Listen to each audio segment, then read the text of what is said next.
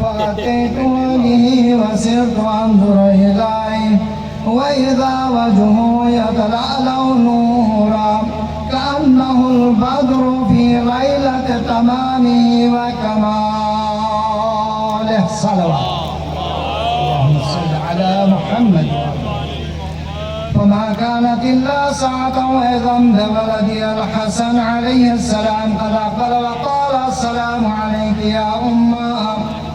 فقلت عليك السلام يا قرة عيني وثمرة فؤادي. فقال يا أمه إني أشم عندك رائحة طيبة كأنها رائحة جد رسول الله صلى الله عليه وآله. فقلت نعم إن جدك تحت الجسام. فأقبل الحسن عليه السلام نحو الجسام وقال السلام عليك يا جداه يا رسول الله أتأذن لي أن أدخل معك تحت الجسام؟ فقال وعليك السلام يا ولدي ويا صاحب حوضي قد أذنت لك. فدخل معه تحت الكساء. اللهم صل على محمد. وما كانت إلا ساعة وإذا بولدي الحسين عليه السلام قد أقبل وقال السلام عليك يا أمه. فقلت عليك السلام يا ولدي ويا قرة عيني وثمرة فؤادي. فقال لي يا أمه إني أشم عندك رائحة طيبة كأنها رائحة جد رسول الله صلى الله عليه وآله. فقلت نعم إن جدك وأخاك تحت الكسام. فدنا الحسين عليه السلام نحو الكسام وقال السلام عليك يا جداه يا رسول الله. السلام عليك يا من اختاره الله. أتأذن لي أن أكون معكما تحت الكسام؟ فقال وعليك السلام يا ولدي ويا شافع أمتي قد أذنت لك. فدخل معهما تحت الكسام.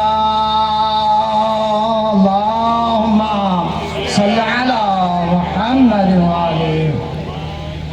فأقبل عند ذلك أبو الحسن علي بن أبي طالب عليهما السلام وقال السلام عليك يا بنت رسول الله. فقلت عليك السلام يا أبا الحسن ويا أمير المؤمنين.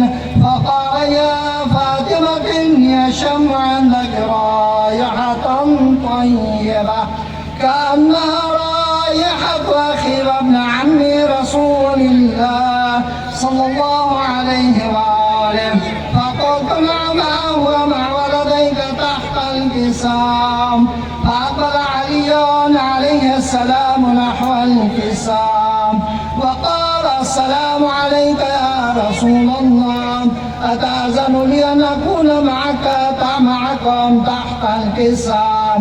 قال له عليك السلام يا أخي ويا وصي وخليفتي وصاحب لوائي قد أذنت لك. فدخل علي تحت الكسام. اللهم صل على محمد وآله. ثم أتيت نحو الكساء وقلت السلام عليك يا بطاه يا رسول الله. أتأذن لي أن أكون معكم تحت الكسام؟ قال وعليك السلام يا بنتي ويا بضعتي قد أذنت لك. فدخلت تحت الكسام. اللهم صل على محمد وآل محمد وعجل فرجه. فلما اكتملنا جميعا تحت الكسام أخذ بي رسول الله بطرفي الكسام وأومى بيده اليمنى إلى السماء وقال اللهم إن هؤلاء أهل بيتي